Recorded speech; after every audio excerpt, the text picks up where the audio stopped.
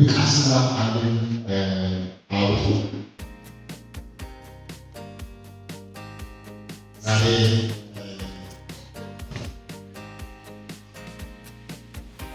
ለሚቀጥለው ሳምንት እንማራለን። ከዚህ ሁሉ ማለት ሉቃስ ምዕራፍ አንድ ቁጥር ከ46 ጀምሮ ያለው ክፍል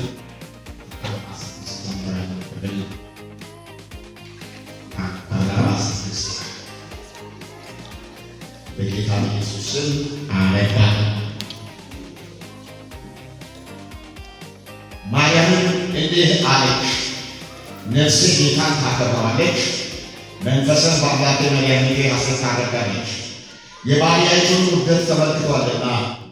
እነሆ ከዛሬ ጀምሮ ትውልድ ሁሉ ሴት ይሉኛል፣ ብርቱ የሆነ እርሱ በእኔ ታላቅ ሥራ አድርጓልና፣ ስሙም ቅዱስ ነው።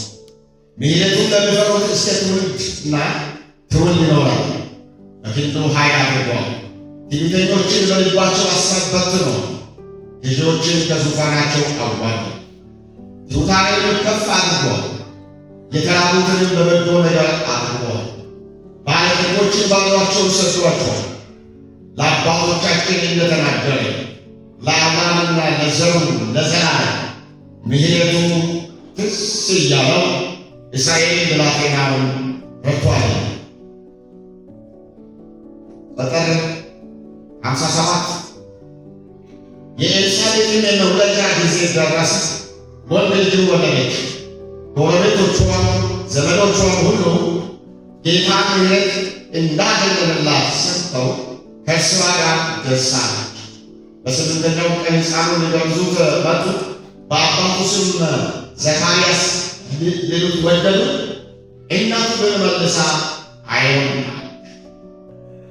ቁጥር 67 አባቱ ዘካርያስን መንፈስ ቅዱስ ሞላበትና ትንቢት ተናገረ፣ እንዲህም አለ፣ የእስራኤል ጌታ አምላክ ይባላል፣ ጎብኝቶ ለሕዝቡ ቤዛ አድርጓል። ከጥንት ጀምሮ በነበሩት በቅዱሳን ነቢያት አፍ እንደተናገረ በብላቴናው በዳዊት ቤት የመዳን ቀንድ አስነስቷል። ማዳኑ ከወገኖቻችንና ከሚቀርቡ ሁሉ እጅ ነው። እንደዚህ ለአባቶቻችን ምሕረት አደረገ። ለአባታችን ለአብርሃም የማለውን መሐላው ቅዱሱን ኪዳኑን አሰረ። በእርሱም ከጠላቶቻችን እጅ ድነን በዘመናችን ሁሉ ያለ ፍርሃት በቅድስናና በጽድቅ በቤቱ እንድናገለግለው ሰጠን። ደግሞም አንተ ሕፃን ሆነሃል፣ የልዑል ነቢይ ትባላለህ፣ መንገዱን ልትጠርግለት በጌታ ፊት ትሄዳለህና። ለዚህም የኃጢአታቸው ስርየት የሆነውን የመዳን እውቀት ለሕዝቡ ትሰጣለህ። ይህም ከላይ የመጣ ብርሃን በተወለደበት በአምላካችን ምሕረት ርኅራኄ ምክንያት ነው። ብርሃኑም በጨለማ በሞት ጥላ ተቀምጠው ላሉት ያበራል፣ እግሮቻችንንም በሰላም መንገድ ያቀናል። የተጸሎትን ጸልይ። ቅዱስ አምላካችን እግዚአብሔር ሆይ ስለ ባረከው ስለ ከበረው ቃል እናመሰግናለን። ክብር ለታላቁ ስምህ ይሁን። ይህ የቃል እንጀራ ሕይወት ነው። እግዚአብሔር አምላካችን ሆይ እንድትነግረን እንለምንሃለን፣ እንድትናገረን እንለምንሃለን። ቃል መንፈስ ነው፣ ሕይወትንም የሚሰጥ ነው። በክርስቶስ ኢየሱስም ቃልን ዘልቆ ወደ ልባችን እንዲገባ መንፈስን በመካከላችን ያስተምራል። እያንዳንዱ ጌታ ሆይ ለምን በጌታ በኢየሱስም በቃል ታስስ አመሰግናለሁ። በኢየሱስ ክርስቶስ ጌታ ስም አሜን። በዚህ ስፍራ የተነበበው ቃል የአዲስ ኪዳን መግቢያ የብሉይ ኪዳን ማለቂያ ላይ ወይም ማጠናቀቂያ ላይ የመጣ የእግዚአብሔር ቃል ነው። እንዳነበብነው በዚህ ስፍራ በተደጋጋሚ የተነሳው የተጠቀሰ ነገር አለ። ከተጠቀሱት ነገሮች ወይም ከእግዚአብሔር ቃል በደንብ ትኩረት ሰጥተን እንድናየው የምንፈልገው ስለ እግዚአብሔር ምሕረት፣ እግዚአብሔር ምሕረት የሚያደርግ አምላክ ምሕረቱን የሚፈጽም አምላክ የእግዚአብሔር ምሕረት ወይ የእግዚአብሔር ጉብኝት የምሕረት ትርጉም በምንመለከትበት ጊዜ የእግዚአብሔር ቃል ጥልቅ የሆነ ምስጢር አለው። ምሕረት ርኅራኄን ይበልጣል። ምሕረት ቸርነትን ከማድረግ ይበልጣል። ሉቃስ ምዕራፍ 15 ላይ እንደምናነበው ያ ከአባቱ የጠፋ ልጅ ከአባቱ ወጥቶ ከጠፋ በኋላ ተወጥቶ ሁሉ ነገር አጥቶ ተጎሳቅሎ አንድ ነገር አሰበ። አባቴ ቸርነት አድርጎ እንደ ባሪያ ይቀበለኛል፣ ከባሪያዎቹ እንደ አንዱ አድርጎ ይቀበለኛል የሚል እምነት ነበር። ያንን አስቦ ሲመጣ ግን አባትየው እንደ ባሪያ አድርጎ በቸርነት ብቻ ሳይሆን በምሕረት ተቀበለ። ምሕረት ከቸርነት በላይ ጥልቅ የሆነ ትርጉም አለው። ቸርነት የእግዚአብሔር ቃል እንደሚነግረን ጌታችን ኢየሱስ ክርስቶስ አምላካችን እግዚአብሔር ለኃጥአንም ለጻድቃንም ዝናብ ይሰጣል፣ ፀሐይ ያወጣል። ምሕረት ግን ከዛም በላይ ከቸርነት በላይ ምሕረት እንደ ልጅ አድርጎ መቀበል ነው። የምሕረትን ትርጉም በምንመለከትበት ጊዜ በዕብራይስጡ ረሃ የሚል ቃል ነው። ረሃ ይሉታል መጀመሪያ የተጻፈው መጽሐፍ ቅዱሳችን። ይህ ማለት ነው ርኅራኄ፣ ሐዘንታ፣ ይቅርታ ማድረግ ተግባር። ምሕረት ማለት ርኅራኄ፣ ሐዘንታ፣ ይቅርታ የማድረግ ትርጉም አለው። የቁጣና የቅጣት የበደል ተቃራኒ ተግባር ነው። ወይም አንድ በደለኛ ኃጢአትንና በደሉን ዕዳ ሳያስከፍል ነፃ መቀበል ወደ ቤት ማስገባት ነው። ይህን ካደረገው በዓለማችን በምድራችን ላይ በሰማይ በምድር አንድ ብቻ እሱም እግዚአብሔር ነው። ምሕረት አምላክ። ስለ ምሕረት እግዚአብሔር በአዲስ ኪዳን ዘመን ብቻ ሳይሆን ብሉይ ኪዳን ዘመን ስንመለከት እግዚአብሔር መሐሪ አምላክ በምሕረት ሰዎችን የሚቀበል አምላክ። ዘፍጥረት ምዕራፍ 19 ቁጥር 19 በምናነብበት ጊዜ ሎጥ የተናገረው ቃል አለ። ሎጥ ከዛ ከጥፋት ከዛ የእግዚአብሔር ቁጣ እሳት ከሰማይ ወርዶ ከሚያጠፋው ከተማ እግዚአብሔር እጁን ይዞ ካወጣው በኋላ በጣም ደክሟል። ሰውነቱ ደክሟል። አካሉ ደክሟል። ደንግጧል። ፈርቷል። ብዙ ነገር ለይሞትቶ እየወጣ ነው ያለውና ሎጥን እጁን ይዞ ቤተሰቡ ያወጣው መላእክቶች እንዲህ ነው ያሉት፣ ወደ ተራራ ሸሽተን አምልጡ። ሰውነት በጣም ስለደከመ ጌታ ሆይ ብሎ የተናገረ ነፍስን ለማዳን ያደረግልኝን ምሕረት አውቃለሁ፣ ምሕረትን አብዝተህልኛል። መጽሐፍ ቅዱስ በሌላ በኩል ሎጥ ምንድነው? ጻድቅ ነው። ነገር ግን ሎጥ ራሱ ስመለከት ምንድነው ብሎ ማዳን ያገኘሁት ከምሕረት የተነሳ ምሕረት አድርገህልኛል። አሁን ወደዛ ተራራ ወጪ ለማምለጥ አችልም እባክህ እስ ትንሽ ከተማ ነች፣ ወደዛ ወጪ እንዲያመጥ ምሕረት ብዙ ነውና ፍቀድልኝ ብሎ ነበር።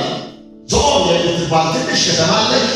እሺ እንዳንተው በቃሌ ፈቅጃለሁ አንድ ቃለው አንድ በሚፈቅደው ልክ ሮጦ ወደዛ ከተማ ገባና ተጠለለ። የእግዚአብሔር ምሕረት ከጥንት ጀምሮ በሰዎች ላይ ሲገለጥ የኖረ አይደለም። ሰው ልጅ ብቻ ሳይሆን ፍጥረት ሁሉ የሚኖረው በእግዚአብሔር ምሕረት የተነሳ መላእክቶችን ጭምር ቅዱሳን መላእክቶችን ጭምር እግዚአብሔር መሐሪ ነው። ምክንያቱም የእግዚአብሔር ቅድስና፣ የእግዚአብሔር ጽድቅ፣ የእግዚአብሔር ፍጹምነት ከመላእክቶችም ከፍጥረት ሁሉ በላይ ነው። እንዲያለ ጠየቅ። ሌላ ቦታ መዝሙር 103 ላይ አባት ለልጆቹ እንደሚራራ እንዲሁ እግዚአብሔር ለሚፈሩት ይራራል። አባት ለልጆቹ እንደሚራራ እግዚአብሔር ለሚፈሩት ሁሉ ይራራል። ከይራራል የመነጨ ነው ለእግዚአብሔር ምሕረት ማለት። ዘመን ስንመለከት እዛ ጊዜ የነበረውን ዘመን ስንመለከት አሁን የተጻፈው በተለይ ሉቃስ ላይ ያለው ይህንን ክፍል ስናለት ምዕራፍ 1 ምዕራፍ 2 መግቢያ ነው። አዲስ ኪዳን እንዴት እንደገባ የብሉይ ኪዳን ዘመን አልፎ አዲስ ኪዳን ጅማሬ እንዴት እንደጀመረ ይተርክልናል። ጽሑፉን ራሱ ሲጀምር ከብሉይ ኪዳን አገልግሎት ከካህናት ቤተሰብ ከቤተ መቅደስ አገልግሎት ይዞ ነው ሉቃስ ጽሑፉን የሚጽፍልን። ይህን መግቢያ ስንመለከት ዘመኑ የብሉይ ኪዳን ተጠናቆ የአዲስ ኪዳን ጅማሬ ዘመን ነው። ይህ ዘመን በጣም ስንጠበቅ የኖረ ዘመን ነው። ይህ ዘመን ለብዙ ዘመናት በባሪያዎቹ በነቢያት የተናገረው የተስፋ ዘመን ነው። እግዚአብሔር በልጁ በኢየሱስ ክርስቶስ በኩል የሚያመጣ አዲስ ኪዳን አዲስ ዘመን የምህረት ዘመን ምህረቱን ለዓለም ሁሉ ለሰው ፍጥረት ሁሉ የሚደርስ እንደሆነ ሲነገር ኖሯል። አሁን የሚፈጸምበት ዘመን ጊዜ ደርሷል።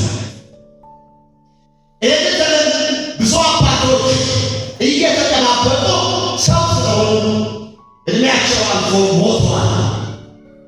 ሌሎች ደግሞ ጥቂት ወገኖች እድሜያቸውን አብቃና መጨረሻ ላይ በተስፋ እየተጠባበቁ ነበር።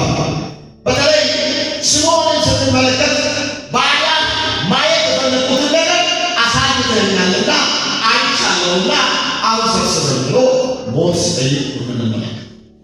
ማየት የፈለገው ምንድን ነው? በሕይወቱ ዘመን ሲመኝ የኖረው ነገር ምንድን ነው? በሕይወቱ ዘመን ሲያስብ የኖረው ነገር እግዚአብሔር ለሰው ልጆች ሁሉ ሊያደርግ ያለው ማዳን በልጁ በኢየሱስ ክርስቶስ በኩል ሊገለጥ ያለው አዲስ ኪዳን ማየት ፈልጎ ነበር። ይህን መንፈስ ቅዱስ ገለጠው፣ አየ፣ ገባ። በዕለቱ ብዙ ልጆች ገብተዋል ወደ ቤተ መቅደስ። ብዙ ልጆች ገብተዋል። ከመጡ ልጆች መካከል ማርያምና ዮሴፍ ጌታ ኢየሱስን ሕፃን አቅፈው ሲመጡ መንፈስ ቅዱስ ነገረውና ለርስቱን ብሎ ሕፃኑን ተቀበለ፣ አቀፈ። ይህንን ይዞ ወደ እግዚአብሔር እንዲያል በዘመናት ሁሉ የተነገረ ያንተ ቃል ሲፈጸም ለማየት ጓጉቼ ነበር። አሁን ሆኗል፣ አይቻልም። ከዚህ በኋላ ቢሞት አይቆጨኝም፣ ባሪያህን በሰላም አሰናብተው ብሎ ይለምናል። ይህ ዘመን ተዘግቶ የቆየ መንፈሳዊ በረከት የሚለቀቅበት ዘመን ነው። አሁን ባነበብኩት ስፍራ ቁጥር 68 ላይ አባቱ ዘካርያስ መንፈስ ቅዱስ ሞላበት። የእግዚአብሔር መንፈስ ሙላት ያ አጥቶ ዘመን የሚባለው በተለይ ጨለማ ዘመን የሚባል አንዳንዶች ዝምታ ዘመን የሚባል የሆነው መጽሐፍ ቅዱስ በይፋ ነቢያት ተነስተው ትንቢት ያተናገሩበት መጽሐፍ ቅዱስ ሳይጻፍ የቆየበት ዝግ የሆነ ጊዜ ነበር። እንደምታውቁት የእግዚአብሔር ቃል ትንቢተ ሚልክያስ የምትፈልጉት ጌታ በድንገት በመቅደስ ይገለጣል ብሎ ከሄደ በኋላ 4 ዓመት ሁሉ ዝግ ሆኖ ቆይቷል። የምትፈልጉት ጌታ ይመጣል። ሲመጣ በድንገት ይገለጣል። ቤተ መቅደስ ውስጥ ነውና ዘካርያስ ያንን መስዋዕት እያቀረበ ባለበት ጊዜ ደነገጠ፣ ፈራ። መልአክ ባጠገቡ ቆሞ ተናገረ፣ ተገለጠ። ይህ ዘመን የአዲስ ኪዳን ዘመን ነው። ብዙ በረከት ይዞ የመጣ ዘመን ነው። ከእግዚአብሔር ዘንድ ነው። ያሲል የሆነ የዝምታ የሆነ በይፋ ወዳት ወጥቶ ትንቢት ያደናገሩበት መጽሐፍ ያልተጻፈበት ዘመን፣ ድብልቅልቅ ያለ ዘመን፣ ብዙ ሐሰተኞች የተነሱበት ዘመን፣ ብዙ ሰዎች እግዚአብሔር ሥራ አቁሟል ብሎ በራሳቸው ክንድ ትግል የጀመሩበት፣ ውጊያ የጀመሩበት፣ የእስራኤል ድረስ እናቶች የተባሉ ሽፍታው ነው ጦር ይዞ ወደ ጫካ ገብቶ ሰዎችን የሚገሉበት ስለ ሃይማኖት ስለ እምነታቸው በጣም የቀኑበት ዘመን ነበር። ያ ዘመን ሁሉ አለፈ። እንደምታውቁት ወንዞቻችን እንደምናውቀው በዚህ ዘመን ዝምታ በተባለ ዘመን ላይ ብዙ መጽሐፎችን ለመጻፍ የሞከሩ ሰዎች አሉ። ዛሬ ግራ የሚያጋቡ መጽሐፎችን ለተጻፉበት ዘመን ነው፣ ከመጽሐፍ ቅዱሳችን ውጭ ማለት ነው። ያ ዘመን ሲያበቃ እግዚአብሔር ጨለማውን ገለጥ አድርጎ መጋረጃውን ከፈት አድርጎ ክብሩን ለመግለጥ ልጁን ሊያመጣ ጊዜ ደርሷል። በዚህ ዘመን ነበረ ሉቃስ ይህንን ክፍል የሚተርክልን። የእግዚአብሔር ምሕረት ነው ይህንን የሚያደርገው። እግዚአብሔር መሐሪ ስለሆነ መልካም ስለሆነ መቼም እግዚአብሔር የሚያስገድድ ይህን ታደርግ ይገባሃል ብሎ የሚያስገድድ ማንም እንደሌለ ታውቃለህ። ብቻውን ኃያል የሆነ በስልጣን ከፍ ያለ በሰማይ ደግሞ የወደደውን የሚያደርግ አምላክ ይህ አምላክ እግዚአብሔር ምሕረቱን እንዲገልጥ ማንም ሳያስገድደው በተናገረው ቃል መሰረት ባስቀመጠው ቃል መሰረት ሊፈጽም ነው ተነሳ። በዚህ ጊዜ ሁለት መዝሙሮች በዚህ ምዕራፍ ተዘምረዋል። አንዱን መዝሙር ማርያም ናት የምትዘምረው፣ ሌላኛውን ዘካርያስ መዝሙር የሚዘምረው መንፈስ ቅዱስን በሆኑ በማርያም ላይ መንፈስ ቅዱስ መጥቶ ነበር። እንዴት ነው ድንግል ነኝ ወንድ አላውቅም እንዴት ነው እችላለሁ ብላ ስትጠይቅ የእግዚአብሔር መንፈስ ባንቺ ላይ ይመጣል ይልቁንም ኃይል ይጸልልሻል ብሎ ከተናገረ በኋላ እግዚአብሔር መንፈስ በእሷ ላይ መጥቶ ነበር። ዘካርያስ ሕፃን በተወለደ ጊዜ መንፈስ ቅዱስ በእሱ ላይ መጣ፣ ሞላበት፣ ትንቢት ተናገረ። በግጥም አይነት ወይም በመዝሙር አይነት ዝማሬዎቹ ትንቢቶች የተናገረ። ሁለቱም ሰዎች መዝሙራቸውን ያቀረቡበት መንገድ በጣም ይገርማል። ሁለት ቤተሰብ ነው፣ እዛ ጋር ዘመዳሞች ናቸው። ነገር ግን ተመሳሳይ የሆነ ሕይወት አላቸው። ተቃራኒ ሕይወት ተመሳሳይነት እንደሌላቸው አላቸው። ሁለቱም ሰዎች ወይ ሁለቱም ሴቶች መመልከት እንችላለን። ማርያም ኤልሳቤጥ ቤት ላይ አይገናኙ። ማርያም ወጣት ናት፣ ኤልሳቤጥ አግብታ ያልወለደች አሮጊት። ሁለቱም በዛ ዘመን ወልደዋል። አንድ ወጣት ልጅ ያለወልዳ ወልዳለች፣ አርግዛ ወልዳለች። 9 ወር ሙሉ ተሸክማ ማለት ነው። እግዚአብሔር መንፈስ አሰ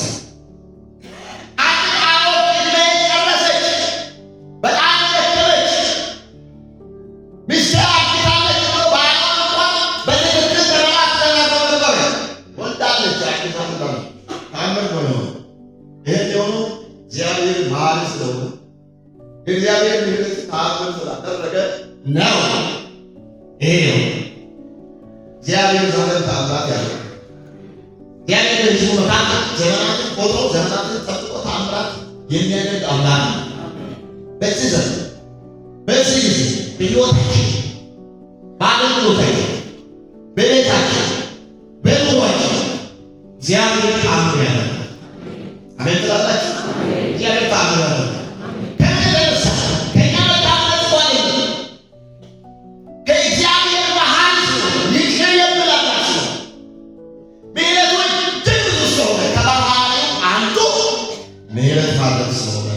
እግዚአብሔር ይህንን ያደርጋል።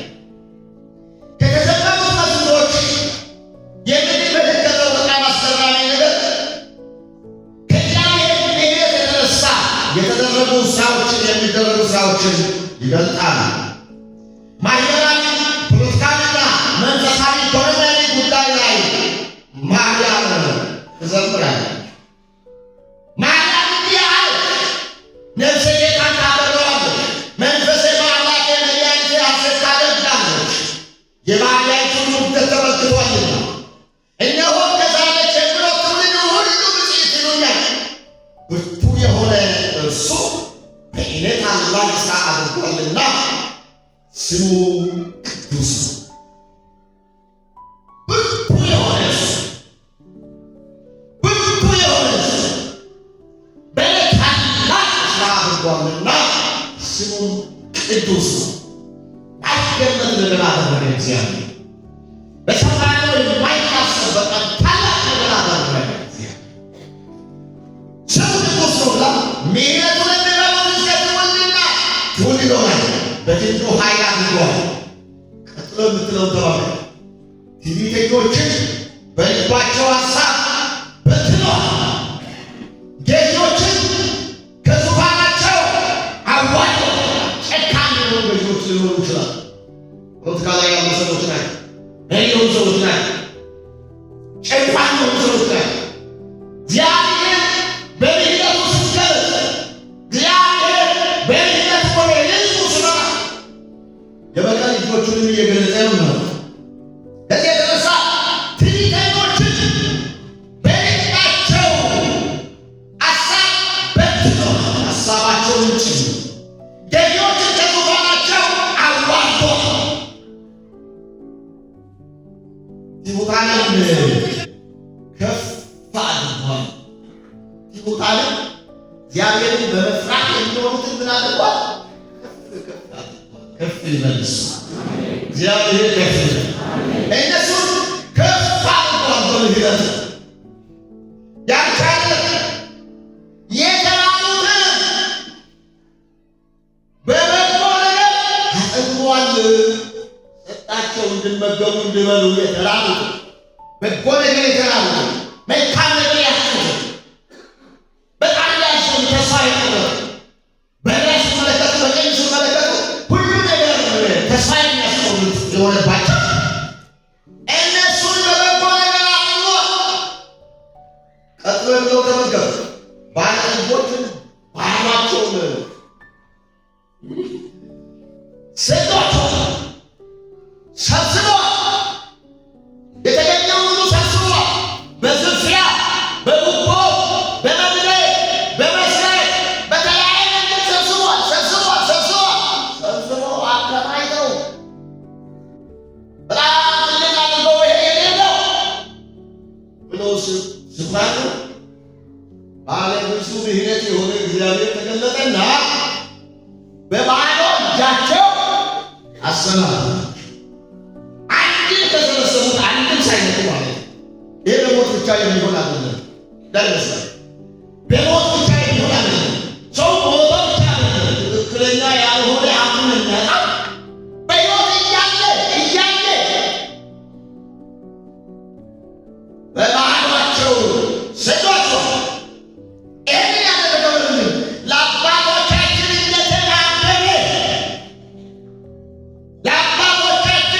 እንደተናገረ ለአብርሃምና ለዘሩ ለዘላለም ምሕረቱ ትዝ እያለው መሐሪ የሆነ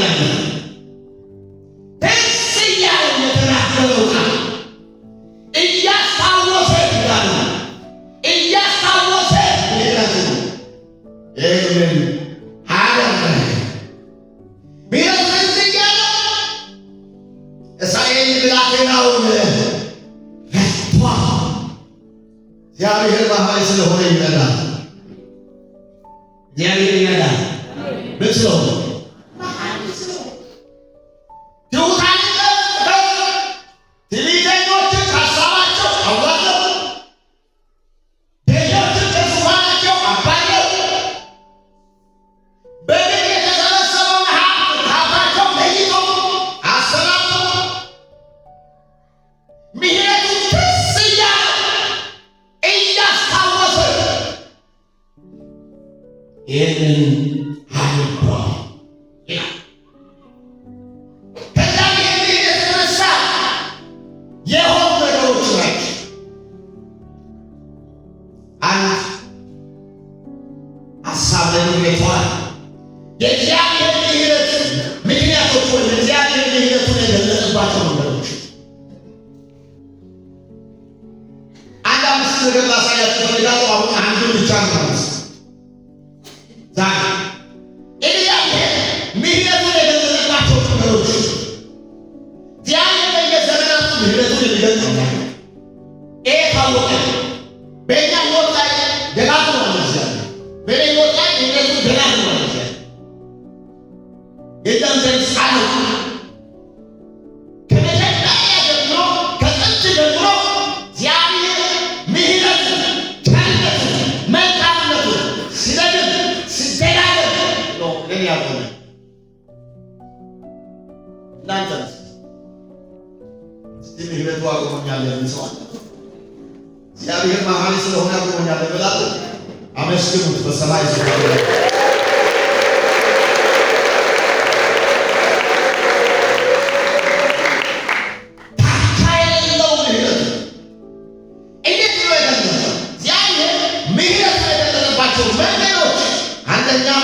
ሰዎች ከደረሰባቸው ጉስቁልና የተነሳ ወደ እግዚአብሔር ሲጮሁ ምሕረቱ ይገለጣል።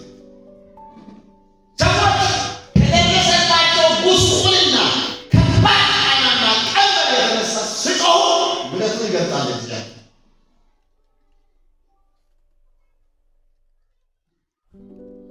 በደንብ ያዙ። ዘጸአት 3:6-9 ያለው ተመልከቱ።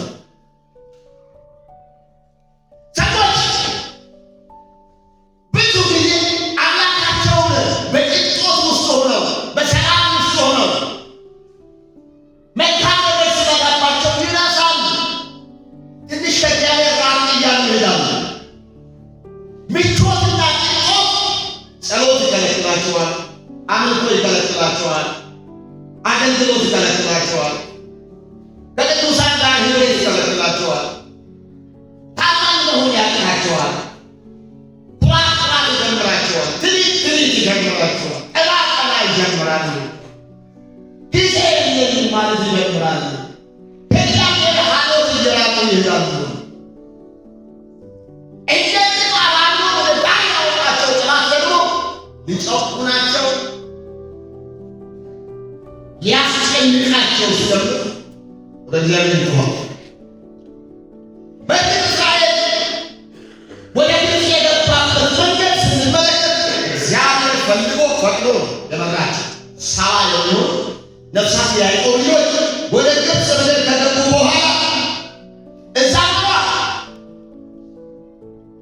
ሁሉም ደህና አይደሉም። ታውቃላችሁ የያዕቆብ ልጆች ሁሉም ደህና አይደሉም። ልካል ቅናት ያለባቸው ሰዎች አሉ። ከቅናት የተነሳ ከጥፋታቸው የተነሳ ወንድማቸው ዮሴፍን አንስተው ገደል ውስጥ የወረወሩ ናቸው።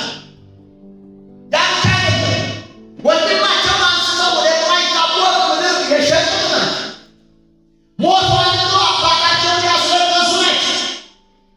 ሀገር ውስጥ እንዲቆይ ያደረጉ ናቸው። ውሸታሞች ናቸው። ገዳይ ናቸው። ደም አለባቸው። እግዚአብሔር ክዳን ትስ እያለው ይህን ሕዝብ ይጠብቅ ነበር፣ ይመራ ነበር። የሚገባ ወደ ግብፅ ወረደ ያዕቆብ። ዘሩ በዛ፣ ሕዝቡ ሰፋ። ጭንቀት መጣባቸው፣ መከራ። ሰዎቹ ተጨነቁ፣ ተሰቃዩ። ግብፃውያን ያለ ድካስ ጨከኑባቸው። በዚህ የተነሳ ወደ እግዚአብሔር ጮኹ። ወደ አምላካቸው ወደ እግዚአብሔር ጮኹ። መጨረሻ የሚያደርጉት ሌላ ነገር የላቸው፣ ምንም አማራጭ የላቸው። ፍርድ ቤት አጠቃላይ ግብፃውያን፣ ዳኛ ዳቃሚ፣ ፖሊሱም ግብፃዊ። ሕገ መንግሥቱም የተቀረጸው የተሰራው አጠቃላይ ለግብፅ የሚያደላ ለግብፅ ዜጎች ብቻ የሚያደላ እስራኤል እዛ ምድር ላይ የሚኖረው መንጠቅ ነው፣ ባሪያ ነው፣ ሰርቶ አደር ነው፣ ቆፍሮም ነው፣ ጭቃ አረገውም ነው።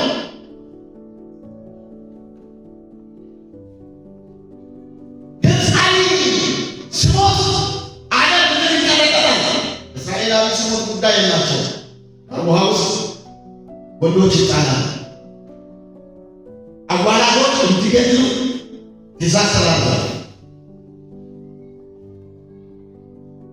በእስራኤል ካህናት አስመረሯቸው፣ አለቀሱ። በመጨረሻ ወደ አምላካቸው ወደ እግዚአብሔር ሲጮህ እግዚአብሔር በሰማይ ሰማ። እግዚአብሔር አይ ሰማና ወጣው እግዚአብሔር ለኛ በሚገባን ቋንቋ ነው። መቼም እግዚአብሔር ከሰማይ ከዙፋኑ ወርዶ ምድር ልትሸከመው አትችልም። እግዚአብሔር ታላቅ ከፍታ ከሰማይ ላይ ሆነ አምላክ ነው። ሰለሞን የሚል በግልጽ ይናገራል። እንኳን እኔ የሰራሁት ቤትና እጄ የተፈጠረችው ምድር አንተ ልትሸከም አትችልም ጌታ ብሎ መስሎ እጅግ ታላቅ ነው።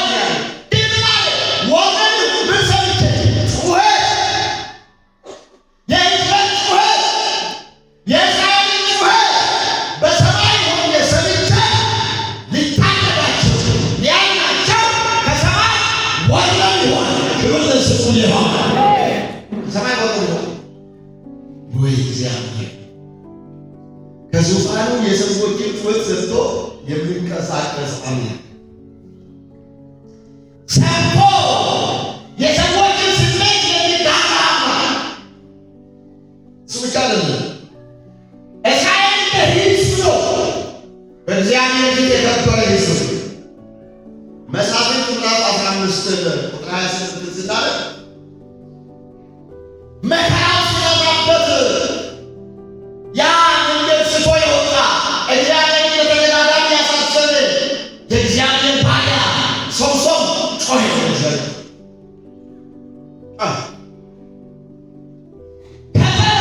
አንደኛ አይኖራቸዋል፣ ሁለቱን አይኖራቸዋል።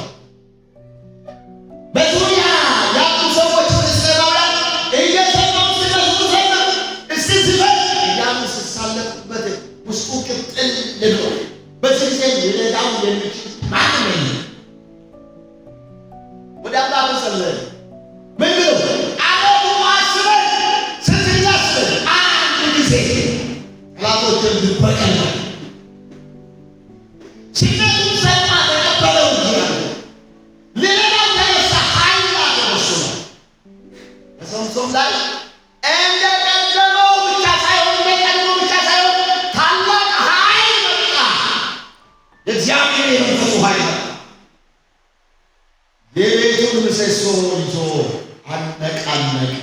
3000 ሰው የሚይዝ አዳራሽ ቀላል ምሰሶን አነቃንቆ ቤቱን እንዲሞላ ፈረሰ። በእርግጥ ያጠፋው ጸሎቱ ላይ አንድ ነገር ነው። እንዴት እንደሆነ አላውቅም። ከነሱ ከጠላቶች ጋር ይጥፋ ያለው ነገር ይመቻል። አስመልጠኝ ብንኖር ያስመልጠው ይችላል። ከእነዚህ ሰዎች ጋር ልጥፋ ብሎ መጨረሻ ስለወሰነ በዛው ተጠናቀቀ። የሱ በደግም ስሜቱን እያየ ተቀበለው፣ ሰማ። እግዚአብሔር የሕዝቡ ብቻ ሳይሆን የአንድ መንግስት ብቻ ሳይሆን የአንድ ጎሳ የአንድ ቤተሰብ ብቻ ሳይሆን የአንድ ግለሰብ ጩኸት ሰምቶ ምላሽ የሚሰጥ አምላክ ነው። ከምን የተነሳ? ከምህረቱ የተነሳ መሐሪ ነው። እግዚአብሔር መሐሪ።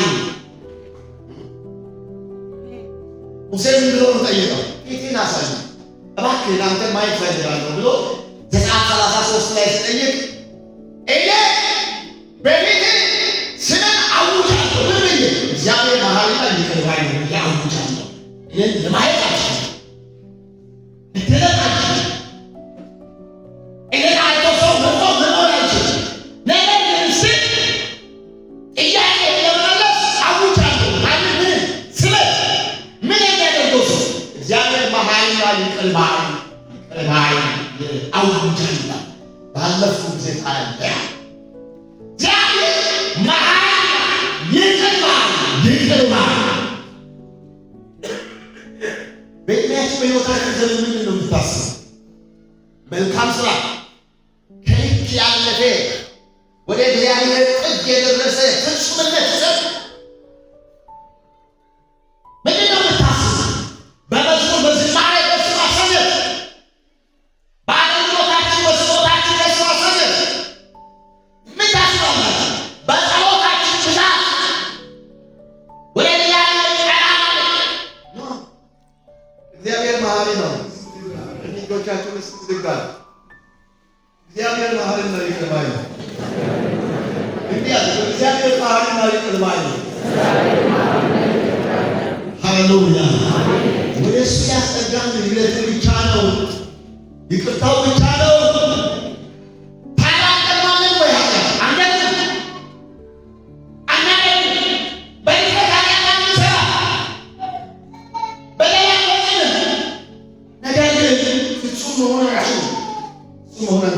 ፍጹም የሆነ እሱ እግዚአብሔር በምሕረቱ እየተንከባከበ ያኖራል። እግዚአብሔር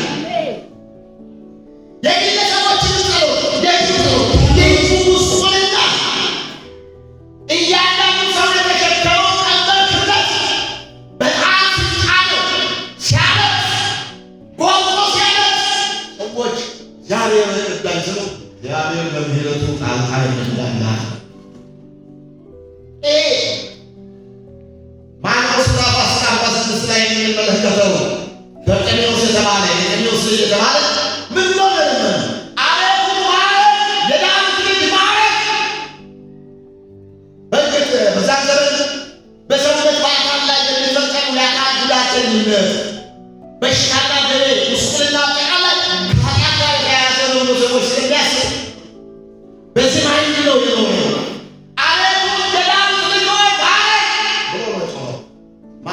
ጌታ ኢየሱስ ቆመ።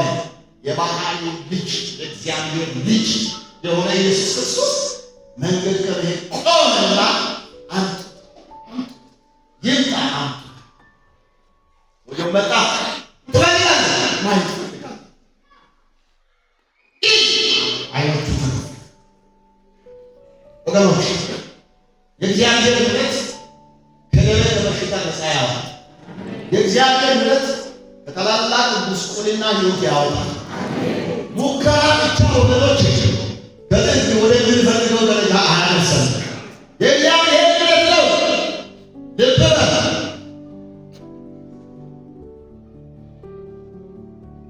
በጉስቁልና ሕይወት ውስጥ እየኖሩ በመከራ ሕይወት ውስጥ እየኖሩ የችግር ምንጭ ለይቶ አለማወቅ በጣም መታወቅ ነው።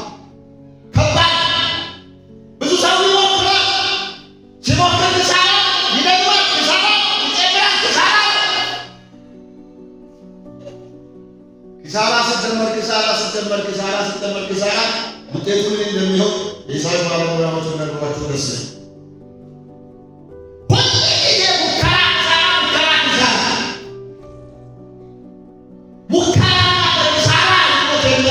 እግዚአብሔር ምሕረት አለ። እግዚአብሔር ይቅርታ ሲያደርግ፣ እግዚአብሔር ምሕረት ሲያደርግ አንድ ሕዝብ ከጉስቁልና ሕይወት ይወጣል። አንድ ቤተሰብ ከጉስቁልና እስራት ነፃ ይወጣል። አንድ በሽተኛ ከበሽታ ይፈወሳል። እግዚአብሔር መሐሪ ነው። እግዚአብሔር መሐሪ ነው።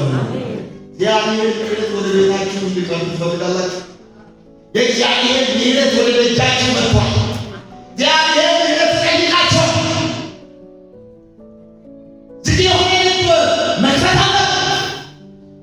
ሕይወታችንን መፈተሽ አለበት። እግዚአብሔር ምሕረት ይፈልጋል። ሊያድነን ይፈልጋል። ሊፈውሰን ይፈልጋል። ሊቀይረን ይፈልጋል። እግዚአብሔር ስንሞክር ኪሳራ ሲሆን ውስጣችን ትብል ብሎ ሲቃጠል ተስፋ ስንቆርጥ አይቷል እስክንጣራ ድረስ እስክንጮህ ድረስ እንጠብቃለን። በርጤሜዎስ ጮኸ፣ ናዝሬቱ ኢየሱስ ረዳ። ሶምሶን ጮኸ፣ እግዚአብሔር መልስ ሰጠ። እስራኤላውያን ጮኹ፣ በዚያ አውጣ ጮኹ፣ እግዚአብሔር ጣልቃ ገባ። ወረድ ብሎ ታሪክን ለወጠ። ጠላቶቹ እዛ ቦታ ያሉትን ግብፃውያንን አተራመሳቸው። ነገሥታትን በዙፋናቸው ላይ ተረጋግተው እንዳይቀመጡ አደረጋቸው። እግዚአብሔር ምሕረቱን አመጣ። እስራኤልን በምሕረቱ የተነሳ ተሸክሞ ከዛ አወጣ። እግዚአብሔር በምሕረቱ የተነሳ ያወጣል። እግዚአብሔር ከቸርነቱ የተነሳ ያወጣል። ምሕረቱ ተሸክሞ የሚያወጣ አምላክ አለ። የእግዚአብሔር ምሕረት እንዴት ይገለጣል ካላችሁ አንደኛው ነግሬያቸዋለሁ።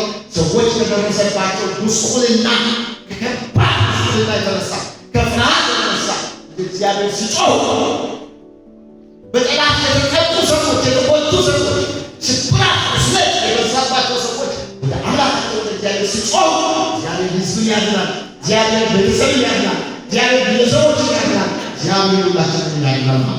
ይህም እግዚአብሔር እዚህ አይነት ምሕረት የሚገልጠው በኪዳኑ ውስጥ ያለ ምሕረት ነው። የማይሻር የማይለወጥ ምሕረት ነው። በእያንዳንዱ ዕለት ያጠፋናቸው ጥፋት ጌታው ማለት ጌታው ይቅር የምንለው አይነት አይደለም። ስር ነቀል የሆነ ለውጥ በሕይወት ላይ የሚያመጣ ምሕረት፣ ስር ነቀል የሆነ ታድሶ በሕይወት ላይ የሚያመጣ ምሕረት ያደርጋል እግዚአብሔር። ገብቷችኋል? በየማለዳና በየጧቱ ማለት የምንለው አይነት አይደለም። እሱ የትናንትናውን ኃጢአት እንድሰረይ ያደርጋል። ይቅር እንድትባሉ ያደርጋል። ይሄ ኪዳናዊ የሆነ ምሕረት፣ ተጠብቆ የቆየ ምሕረት፣ በትንቢት የተነገረ ምሕረት፣ የእግዚአብሔር ባህሪ የሆነ ምሕረት በእኛ ጥፋት ላይ አጅሎ በኃጢአታችን ላይ በርትቶ በእኛ ድካም ላይ አጅሎ ወጥቶ ምንም ኃጢአታችንን ሳይቆጥር ሕይወታችንን ፈጽሞ ንጹሕ የሚያደርግ ቤታችንን ፈጽሞ አዲስ ሕይወት እንድንጀምር የሚያደርግ የእግዚአብሔር ምሕረት ያሳየናል። የእግዚአብሔር ምሕረት ያሳየናል። ቆመን ሁላችን